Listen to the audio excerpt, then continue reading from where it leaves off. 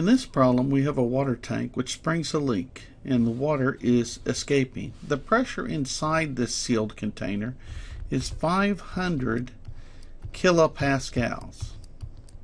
And by that we mean that it's 500 kilopascals more than what is atmospheric pressure on the other side. Remember that atmospheric pressure is a little over a megapascal. So if the water pressure here was absolute, in fact, the water wouldn't be able to get out. So this means that this is gauge pressure, P minus P naught. All right, so if we call this position 1 and over here position 2, then P1 minus P2 is equal to 500 kilopascals. They want to know what the escape velocity of the water through the tube is. For all intents and purposes, from this point here to the point where you get to the other side, there is no change in height. So y1 equals y2. So we could just set that height to be 0. And what we're looking for with the speed here is that we're looking at applying Bernoulli's principle. So I remind you Bernoulli's principle. Bernoulli's principle says that pressure 1 plus 1/2 times the density times the speed 1 squared plus the density times g times height 1 at another point in the fluid has to equal P2 plus 1/2 the density times the speed at that point squared plus rho g y2. What we've done here by our choices is we've eliminated some of these things. The change in the energy due to gravity is 0 because it's coming out horizontally at the same height. Furthermore, inside the tank, the water is basically hardly or not moving. So initial velocity is 0, has no kinetic energy. This pressure is doing work on this water to give it kinetic energy and make it fly out. That's what this term is. And the work it's doing is P1 minus P2. Actually, to be honest with you, it's work per volume. And this is kinetic energy per volume.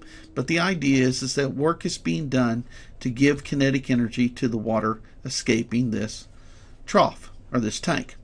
So, putting this together, we have P1 minus P2 is equal to 1/2 density times speed 2 squared.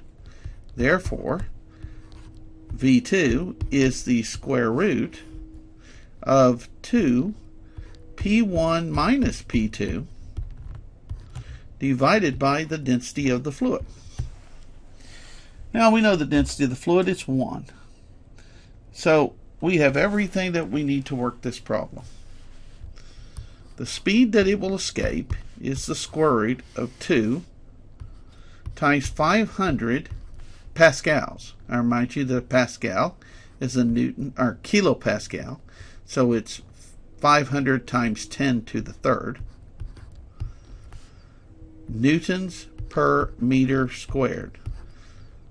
So that's a million up on the top, and the square root of a million is 1,000. On the bottom, we have the density. The density is 1,000 kilograms per meters cubed. Well, that's really nice because that says that this 1,000 down here can kill that 10 to the third up there. This meter squared here can kill 2 of those meters there.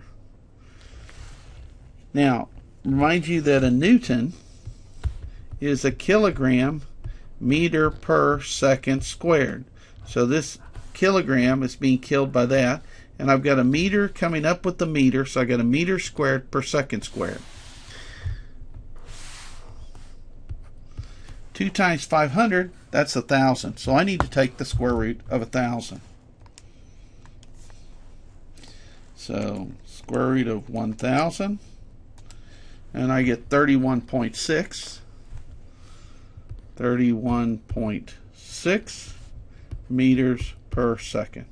And that's the speed at which it comes out of the trough.